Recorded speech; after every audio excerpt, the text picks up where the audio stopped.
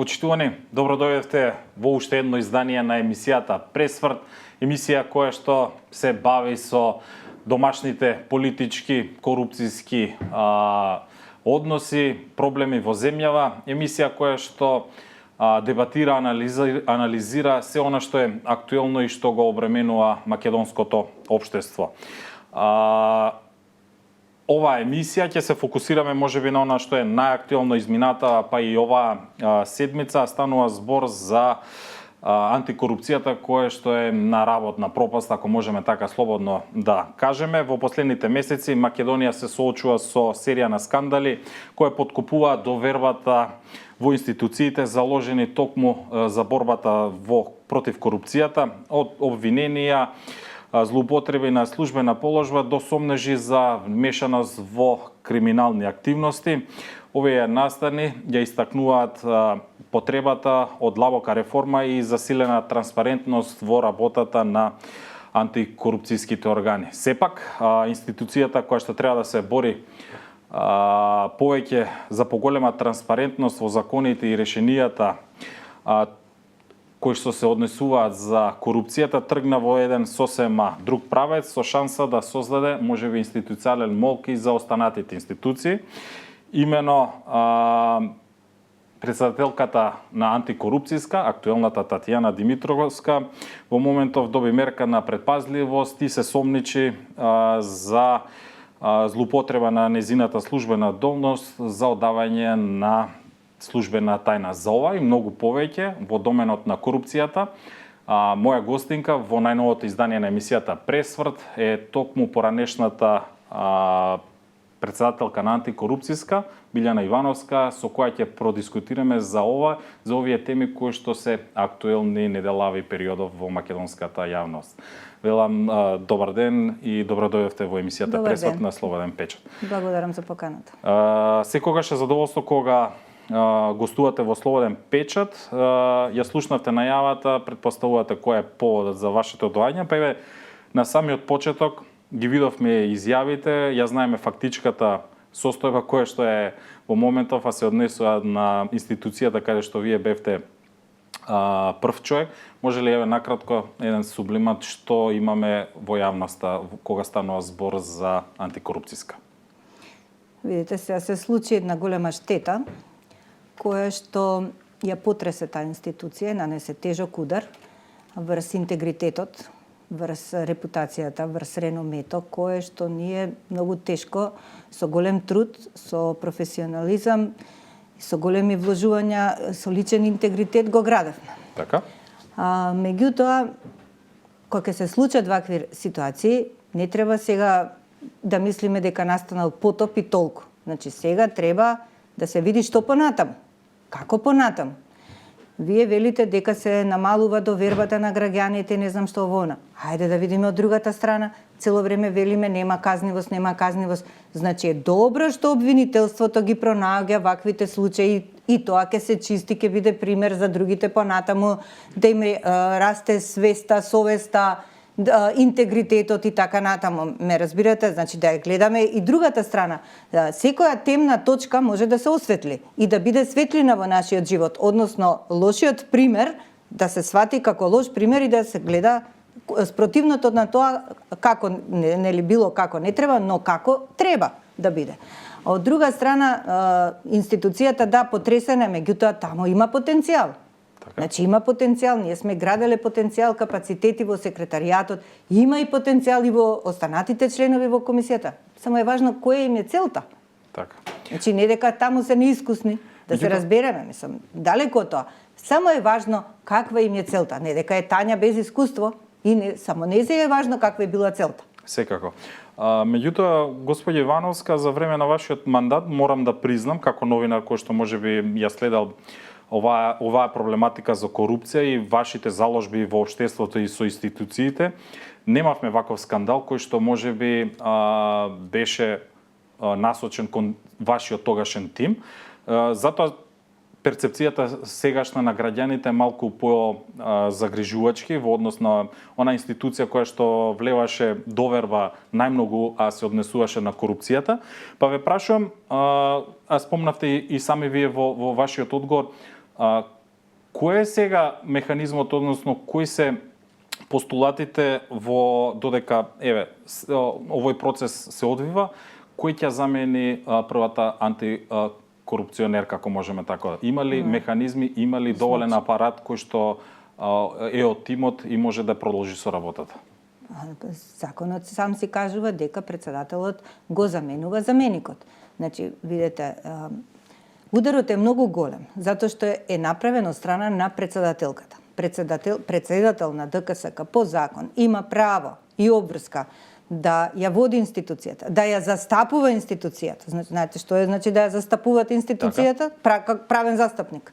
Да ја застапува, да ја организира работата. Значи, надлежностите се многу големи. Затоа законот смислил дека председателот има свој заменик. Актуелниот заменик сега треба да го преземе кормилото.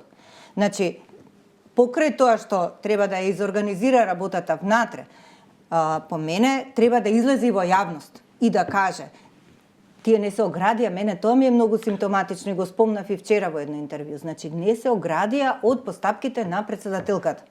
Значи, тоа е исто така многу важно. Да излезе и јавно да каже, ние немаме ништо со постапките на председателката. Ако немаат, ако имаат, не знам, они се знаат зашто не се оградуваат. Дали тоа дополнително влева сомнеш? Сакам да кажам, значи, како треба да си го чистат дворот, ако сакаат да си ја чистат работата, да им биде како што треба, нели? Добро. Да се оградат од работата, да излезат и вчера истото го спомнав на некои ваши колеги, треба да се направат само проценка од ризици од корупција внатре.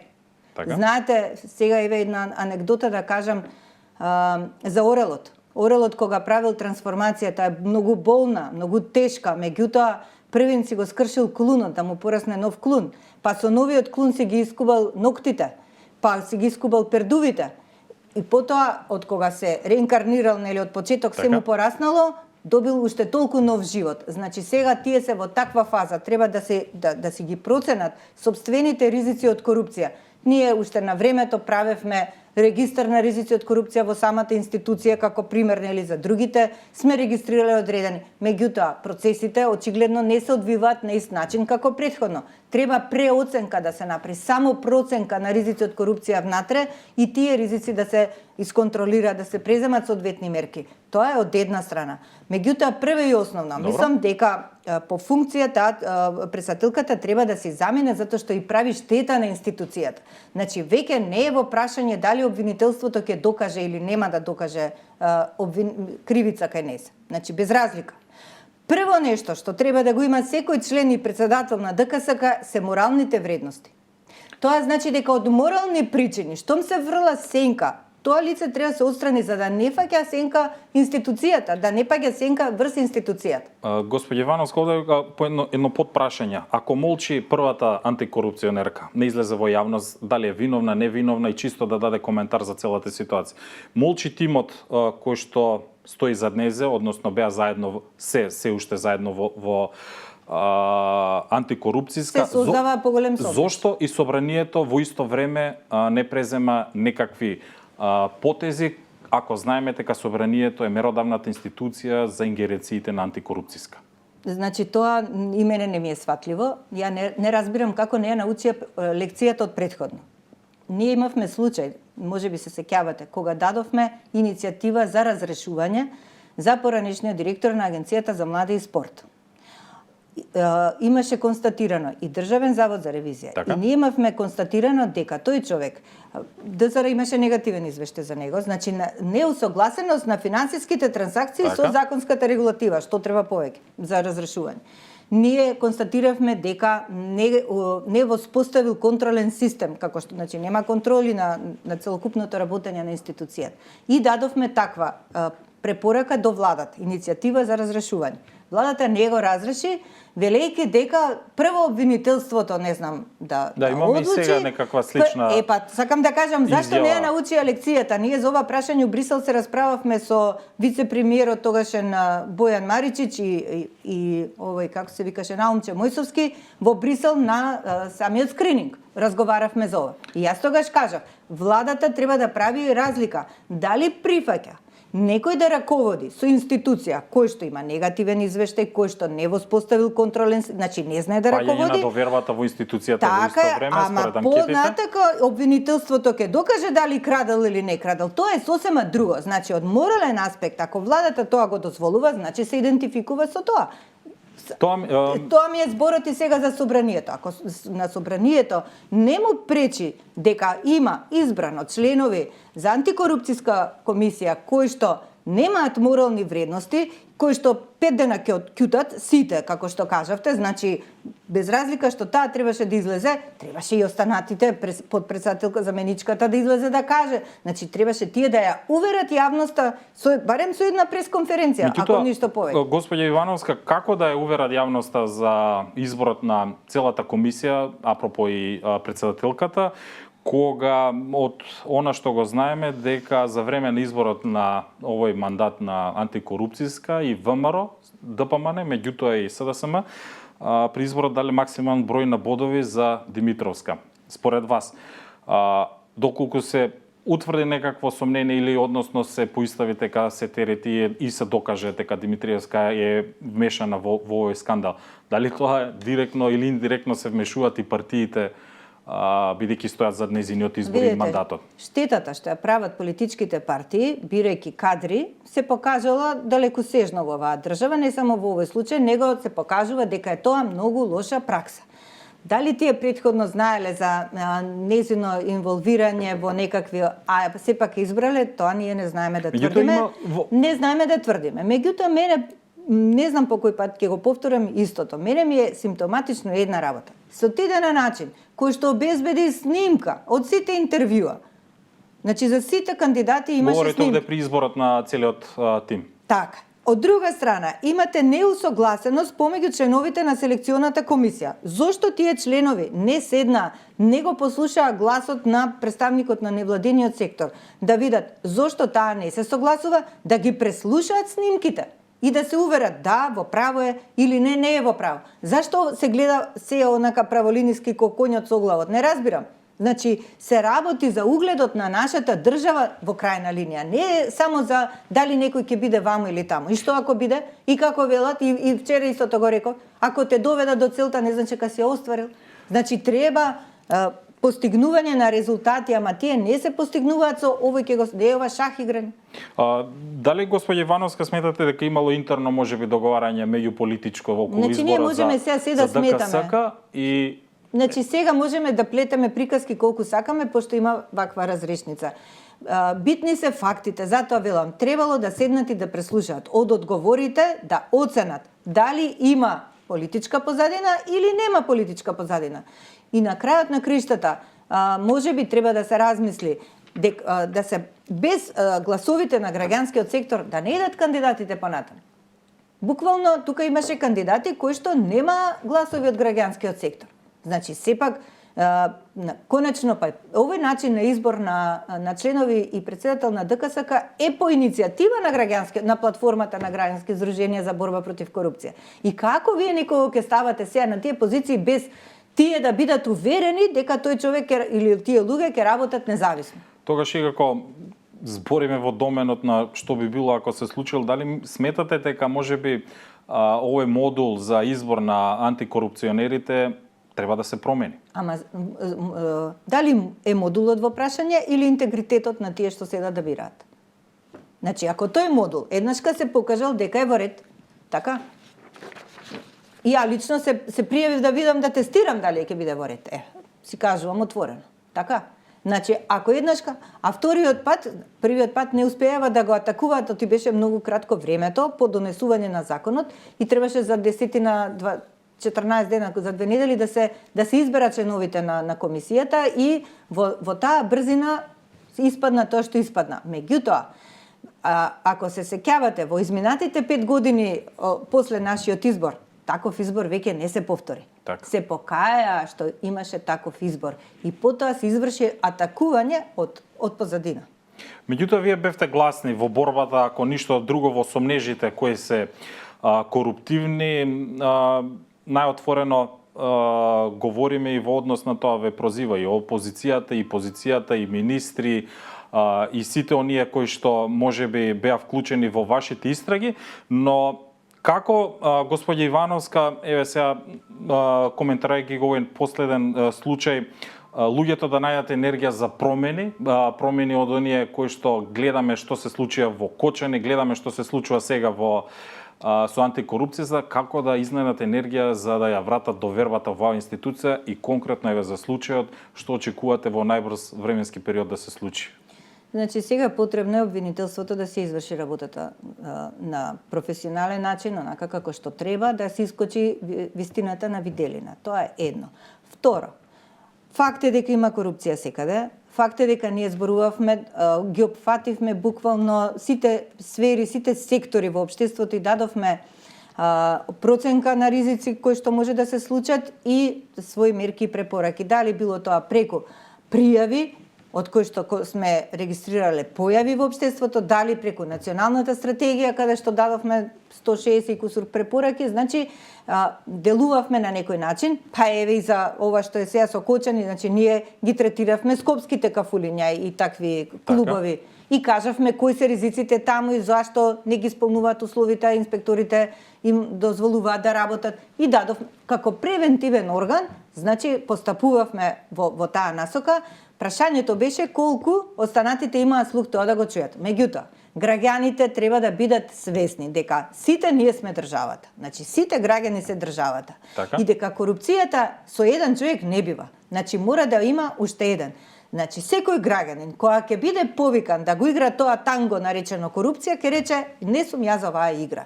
И секој може да си даде свој придонес. Јас знам и сум уверена затоа што имам комуникација со луѓе кои што се со интегритет и сум уверена дека оваа земја има капацитет да излезе од ова, да бидеме орелот што ќе си направи нови крил. Во однос на последниот, уште еднашка скандал, очекувате дека можеби ќе си поднесе оставка председателката на без оглед таа дали ќе поднесе оставка или не, веќе ја чекаат, ја молат и владата ја повикува и сите ја повикуваат. Значи има собрание, има комисија за политички систем која што е надлежна. Собранието може да направи надзорна комисија, да ги повика сите членови, да им го преиспита работењето на сите процеси. Па видете сега обвинителството и забранува таа да распределува предмети. Како таа делала предмети? Ја 5 години предмети не делев. Затоа што прво што беше, воспоставивме електронски систем за распределба. Што ми е мене гајле кои предмети доаѓаат? Си има начин за распределба. Секој имаше пристап електронски во архивата, можеш да следиш, меѓутоа што имам ја да се замарам каков предмет дошол? Ме разбирате? Значи, може да се воспостави. Собранието ќе си ја повика. Ако собранието не реагира на ваков скандал, значи тоа ја прифаќа таквата игра. Токму така. Собранието мора за својот интегритет да се грижи. Значи, секој мора за својот интегритет да се грижи. Одобрувајќи го лошото кај другиот, стануваме дел од тоа. Меѓутоа, собранието не беше многу гласно и со несреќата во Кочани. После 2 недели излегоа со седница каде што беа конституирани, односно одадено почит за жртвите. Тоа е сликата за нив. Секој си ја прави сликата за себе. Ако сакаат да живеат во таква слика, значи ќе се однесуваат така. Ако сакаат нешто да подобрат, ќе тргнат првин секој од себе што може да подобри. И да настане подобро општество. Господи Јавановска, овде би сакал уште едно прашање да прокоментираме, кој што можеби е евергрин и секогаш е актуелно, а станува збор за време на вашиот мандат, кога беа отворени преку 5000 предмети, кои што беа сомничени за корупција и за коруптивно владење. Памтиме во јавноста и сме запознаени со некои од нив и добија и судска разрешница, меѓутоа голем број од предметите не ни влегува ниту во обвинителството, уште помалку во судските да добијат судска разрешница. Дали се стекнува еден општ впечаток дека предметите можеби се вадат условно кажано од фиока при промена на власта, дека некои предмети кои што се поднесени во однос на дадената политичка ситуација која што е актуелна, се актуализираат се со цел да се наметне некаква дамка за корупција кон противникот. Имате ли таков впечаток? Значи, може да се извлече таков заклучок, затоа што ние кога работевме, ги третиравме актуелните функционери и нели нормално поднесуваме пријави за нив и така натаму, и сега имаше еден период дека нели обвинителството дали им требаше ни време повеќе да сработат. Друго, имаат они правило, без разлика што ние ќе им дадеме и регистратори, документи, сработен предмет од наша страна или од ДЗР или како и да е, нивниот ред беше да почнат од почеток. Значи, а немаат доволно ресурси. Мене тоа ми пречеше што некако немаше тука тимска работа, така? Па нели да се продолжи понатаму. Како и да е, времето се одложува. И сега кога ќе се извади нешто постаро, се добива таков печаток. Макар што, пак ќе речем, ако обвинителството ги кажува своите проблеми, дека му недостасува тоа, а на владата е главен приоритет, не само на вас, секоја влада, секој што ќе освои власт, вика борба против корупција. Ама што прави за таа борба против корупција? Дали им обезбедува на луѓето услови да работат против корупцијата? Разбирате, се тие се жалат, ние немаме компјутери, ние немаме луѓе, ние немаме ова, ние немаме финанси, ние немаме пари, немаме. Значи, обезбедете им се и после им држете ги за одговорност и за отчетност. Нема друго како. Значи, многу е лесно некому да викате, вие не сте успешни, а при тоа не му давате услови за работа. Значи, ајде, дајте им све што треба, нека работат луѓето. Затоа што си има и обвинители кои што се окей. Оваа ваша констатација за жал ја слушаме, меѓутоа поостро и по реално звучи кога доаѓа од еден антикорупционер кој што 5 години знаеше како се работи. Тука ми е некаде последното прашање во однос на тоа, вие напоменавте, иако транспарентноста и на оваа влада не е многу јака страна, како ја гледате општата слика или заложбите на владата за борбата против корупцијата? Мислам дека треба транспарентноста многу да се зголеми. Дури и последната одлука, пак се на ДКСК да се вратам, што ја донесе, односно препораки преку антикорупцијска проверка на легислативата за законот за слободен пристап, каде што вели да се преиспита терминот, целокупна документација, се со цел да не се достави целата документација поврзана со некој термин, сметам дека оди во правец на намалување на транспарентноста. Значи, тоа е многу опасно.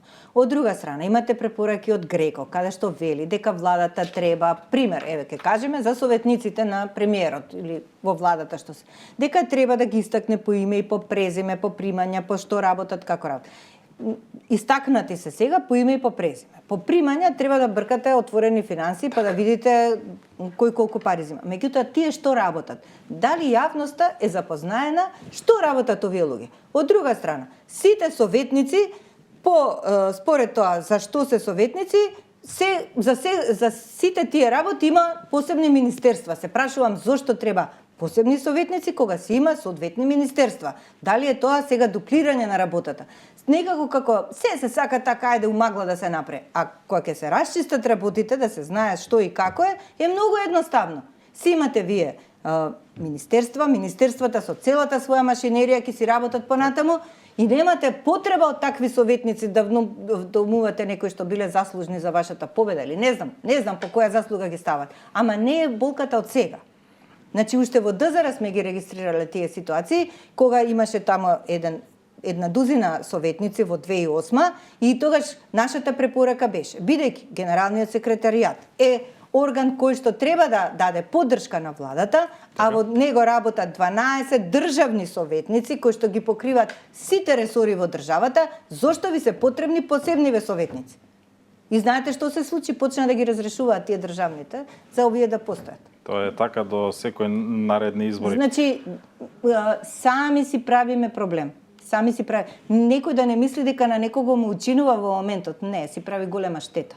Уште едно сосема блиц прашање на крајот од емисијава и вашето гостување, дали доколку ве повикаат од владата и од институциите би се вратиле нема законска можност во некаква форма кој би се во некаков тим кој што би застанал исто на борбата на страната на борбата против корупција. Значи, јас секој ден работам на фронтот за борба против корупција, така што мислам дека мојот придонес го давам максимално, инаку јас да се вратам таму законски нема основа. Така, знаеме. Господја Ивановска, ви благодарам уште еднаш што бевте гостинка во Пресврт. Се надевам вашите пораки, заклучоци, анализи и уверувања ќе ги слушнат надлежните и можеби по нешто ќе постапат. Ако има кој да слуша. Токму така. Благодарам уште еднашка. Благодарам и вас. Почитувани, тоа беше поранешната председалка на антикорупцијска, господјата Билјана Ивановска, со која продискутиравме 20 на минути за она што можеби е најинтересно и е најактуелно, а се однесува со работата на сегашниот тим на антикорупцијска и скандалот поврзан со председателката на ДКСК, господјата Татјана Димитровска. Ви благодарам за вниманието. Ви препорачувам да останете да читате Слободен печат и да се претплатите на YouTube каналот на Слободен печат. Ви благодарам уште еднаш за вниманието и пријатно.